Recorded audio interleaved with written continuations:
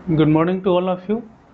जैसे कि पिछले क्लास में हम लोग देखे थे कि पवन का संचरण के बारे में पढ़े थे और उसमें देखे थे कि पूरे पृथ्वी पर कितने प्रकार का पवन का संचार होता है और कौन कौन से पवन होती हैं। ठीक है, तो आज हम लोग उसी का जो अगला चरण देखेंगे कि त्रिकोष्ठीय देशांतरी संचरण। ठीक है, तो इस भाग में हम लोग देखेंगे कि देशांतरी जो त्रिकोष्ठीय देशांतरी संचरण होता है वो क्या होता है, उसको कितने प्रकार की होती हैं और जितना सेल बनता है वो इसके क्रियाविधि देखेंगे और उसकी विशेषताओं के बारे में भी हम लोग देखेंगे। ठीक है, तो सबसे पहले हम लोग देखते हैं कि त्रिकोष्ठीय देशांतरी संचरण है क्या चीज़।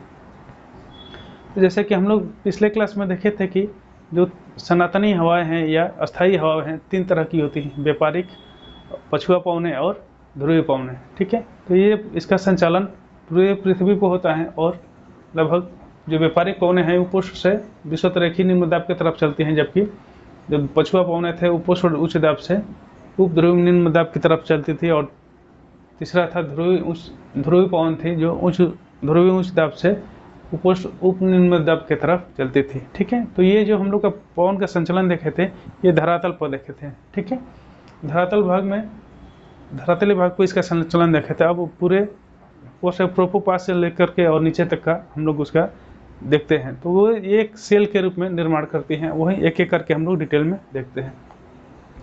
ये जो पृथ्वी पे ये हवाओं का संचलन से मुख्य रूप से तीन सेल या तीन कोशिका का निर्माण होता है। ठीक है, इसी को कोशिका के नाम से या त्रिकोशिका के नाम से जानते हैं। ठीक है, ये त्रिकोशिका होती है। जो पहला होता है हेडली सेल, दूसरा होता है फोरल कोशिका और तीसरा होता है ध्रुवीय कोशिका, ध्रुवीय सेल। ठीक है, तो एक एक करके हम लोग देखते हैं कि इसका जनरेशन होता है किससे। जैसे कि हम लोग जानते हैं कि जो व्यापारिक पवन होती हैं उपोष्ण उच्च दाब से विषुवतरेखीय निम्न दाब की तरफ चलती हैं, अर्थात इसका जो डायरेक्शन होता है नॉर्थ ईस्ट से साउथ वेस्ट तक होता है। ठीक है, तो ये पृथ्वी के धरातल पे या सतह के समीप में ऐसा चलती है। ठीक है, यहाँ चलती है, फिर वहाँ विषुवतरेखीय क्षेत्र में आने के बाद से या निम्न दाब विषुवतरेखीय निम्न क्षेत्र में आने के बाद से यहाँ ऊपर की तरफ उठती है और ऊपर उठने के बाद से ट्रोपोपास के पास जाके और दो दिशाओं में बढ़ जाती है। एक भाग नॉर्थ में चला जाता है और दूसरा भाग साउथ में चला जाता है। ठीक है, जो नॉर्थ वाला भाग ऊपर जा करके लगभग 30 से 35 डिग्री के बीच में जाके वहाँ पे उतरती हैं। ठीक है, ऐसे ही जब यहाँ जो व्यापारिक पवन है यहाँ ऊपर उठ करके फिर दक्षिण की तरफ जाती हैं और ये भी 30 से 35 डिग्री के बीच में वहाँ उतरती हैं। ठीक है, इस प्रकार से ये एक सेल का निर्माण हो जाता है। यह चक्राकार मार्ग में चलने लगती हैं। यहाँ से ऊपर आई, फिर इधर आई, फिर एक चक्राकार मार्ग हो जाता है, एक सेल या कोशिका की निर्माण कर देती है। ठीक है, तो जो इस भाग में व्यापारिक पवन के साथ चलने वाली जो कोशिका का निर्माण होता है उसको हेडली सेल के नाम से जानते हैं। ठीक है, हेडली सेल के नाम से जानते हैं। और ये जो हवाएं होती हैं, ऊपर की जो हवाएं होती हैं व्यापारिक पवनों के विपरीत चलती हैं। ठीक है, विपरीत दिशा में चलती हैं, अर्थात ये पवन उत्तर से दक्षिण की तरफ है तो ये दक्षिण से उत्तर की तरफ जा रही है। ठीक है, यहाँ पे भी डायरेक्ट विपरीत हो जाएगा दक्षिण गोलार्ध में। इसको प्रति व्यापारिक हवा के नाम से जानते हैं। ठीक है, प्रति व्यापारिक पवन के नाम से इसको जानते हैं। ठीक है, इसकी विपरीत दिशा में चलती हैं और एक सेल का निर्माण करती है। ठीक है, दक्षिण गोलार्ध में भी सेम ऐसे ही प्रोसेस है। 0 डिग्री पे ऊपर विषुवत रेखा पे ऊपर उठती हैं और 35 से 35 डिग्री के बीच में वहाँ पे उतरती हैं। ठीक है, तो एक सेल का निर्माण हुआ हेडली सेल का। अब देखते हैं दूसरा सेल फेरल सेल, जिसके नाम से जानते हैं।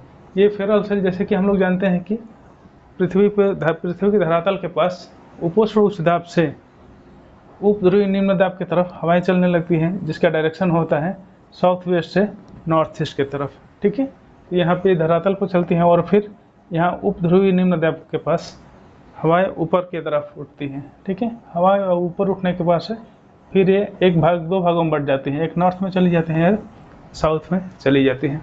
ठीक है, तो साउथ में आने के बाद से ये फिर पुनः यहाँ उपोष्ण दाब पे उतरने लगती है और यहाँ पे उच्च दाब का केंद्र बन जाता है और प्रतिचक्रवाती दशा भी बन जाता है। ठीक है, तो ये भी एक सेल का निर्माण करती है।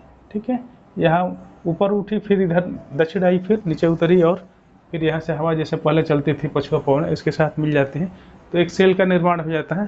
तो इसको भी, इस सेल का नाम फेरल सेल के नाम से जानते हैं। ठीक है, तो ये दूसरा जो ये पहला है हेडली सेल, दूसरा है फेरल सेल, और तीसरा देखते हैं कि ध्रुवीय सेल के भी नाम से जानते हैं। ठीक है, ये तीसरा है ध्रुवीय सेल।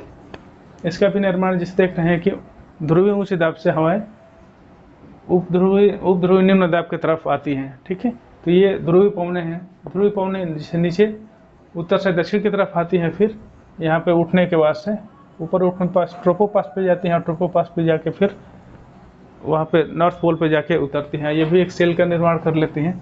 ठीक है, इसी सेल का नाम ध्रुवीय सेल के नाम से भी जानते हैं। ठीक है, ये जैसे उत्तरी गोलार्ध में हो रहा है वैसे ही सेम दक्षिणी गोलार्ध में भी होता है। ठीक है, ये फेरल सेल यहाँ भी बनता है दोनों गोलार्धों में। यहाँ भी 30 से 35 डिग्री पे नीचे उतरती हैं, फिर यहाँ उप ध्रुवीय निम्न दाब के पास आती हैं, फिर यहाँ फिर उगती हैं। एक सेल का इधर भी निर्माण कर लेती हैं, और इधर भी जैसे ऊपर बना है cell Hadley cell, Ferrel cell और ध्रुवीय सेल, वैसे ही दक्षिणी गोलार्धों में भी इस टाइप का निर्माण हुआ है।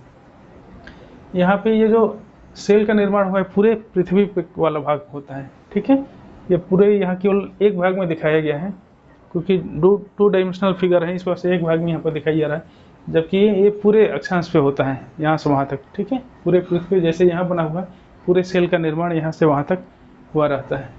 ठीक है, तो ये रहा त्रिकोशिकी संरचना। इसी को त्रिकोशिकी संरचना के भी नाम से जानते हैं। ठीक है, ये 3 सेल बना है तो त्रिकोशिकी संरचना के नाम से जानते हैं। ठीक है, और इसका जो प्रभाव होता है, इसका प्रभाव ये जो जलधाराओं का प्रवाह में इसका भी बहुत योगदान होता है। जिस ढंग से ये जलधाराएं हवाएं चलती हैं, उसी ढंग से जलधारा भी काफ़ी अनुसरण करता है। इसके अतिरिक्त जो पवन का प्रवाह होता है वो भी काफ़ी प्रभावित करता है। ठीक है, और यहाँ पर जो तीसरा प्रभाव इसका पड़ता है कि यहाँ पे जो हवाओं का अवतलन होता है, वहाँ से प्रति चक्रवाती दशा बनती है। ठीक है, तो प्रति चक्रवातों के यहाँ पे निर्माण होता है, जिससे वर्षा में शुष्कता आती है, वर्षा नहीं हो पाती है, उसकी संभावना कम हो जाती है।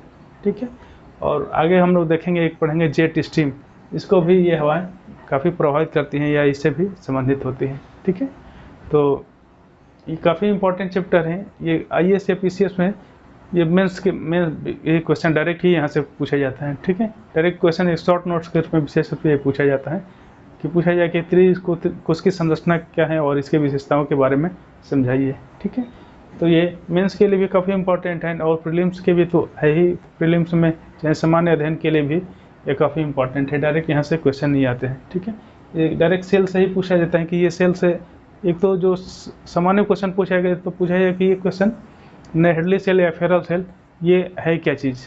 ठीक है, और इसे यदि गहराई में पूछा जाएगा तो पूछा जाएगा कि किस अक्षांश पर ये बनते हैं या किन हवाओं से संबंधित हैं। हेडली सेल जैसे व्यापारिक हवाओं से संबंधित है, वैसे फेरल सेल है तो पछुआ पवने से संबंधित है, और ध्रुवीय सेल है तो ध्रुवीय पवने से संबंधित है। ठीक है, तो इस टाइप से भी क्वेश्चन पूछने के लिए आ जाता है। ठीक है, या कभी कभी क्रम पूछ देता है यहाँ से कि हेडली सेल, फेरल सेल और ध्रुवीय सेल, इसके क्रम उत्तर से दक्षिण तरफ या दक्षिण के उत्तर तरफ असेंडिंग या डिसेंडिंग ऑर्डर में लगाने के लिए कह देता है। ठीक है, तो इस टाइप से यहाँ से क्वेश्चन बनते हैं। बाकी सब कुछ तो यहाँ से सब कुछ समझ में आ गया होगा अच्छे से। ठीक है, और आज के लिए यहीं तक रहने देते हैं। कल देखते हैं तो जो स्थानीय पवन हम लोग पीछे छूटा हुआ है, पिछले क्लास में नहीं डिस्कस किए थे, कि स्थानीय पवन और जो मौसमी पवन है उसके बारे में हम लोग आगे डिस्कस करेंगे। ठीक है, तो आज के लिए यहीं तक। ठीक है, धन्यवाद।